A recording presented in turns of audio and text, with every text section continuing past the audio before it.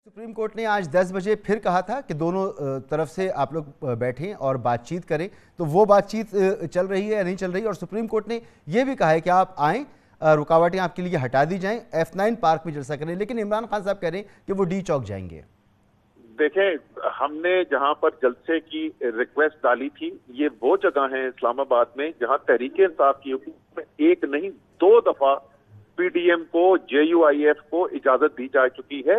एक 2019 में थी और दूसरी आज से सिर्फ 2 महीने पहले की बात है। 27 मार्च जिस दिन हमारा अपना जलसा था, हमारी हुकूमत होते हुए, उसके बावजूद हमने इनको उस जगह पे इजाजत दे दी आने की, जिसकी वजह से हमें अपने रास्ते जो है बदलने पड़े, हमें लोगों को दूर से घुमा के लाना पड़ा। उसके बावजूद हमने इजाजत दी। उस जगह की इजाजत जो है हमें परमिशन डिनाइड कर दी गई।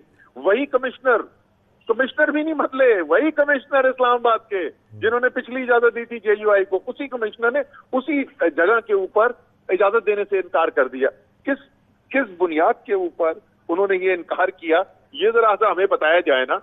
अगर वहां पर इजाजत JUI को मिल सकती है, और सुप्रीम कोर्ट ने ही इजाजत दी थी उस वक्त भी, जो फाइनल सेटलमेंट हुई थी, सेनेटर कामरान है शायद JUI के, उन्होंने खड़े हुए थे, उन्होंने सुप्रीम कोर्ट में स्टेटमेंट दिया था जिसके ऊपर इजाजत मिली थी। हमें F9 पार्क पे जाने के लिए क्यों कहा जा रहा है?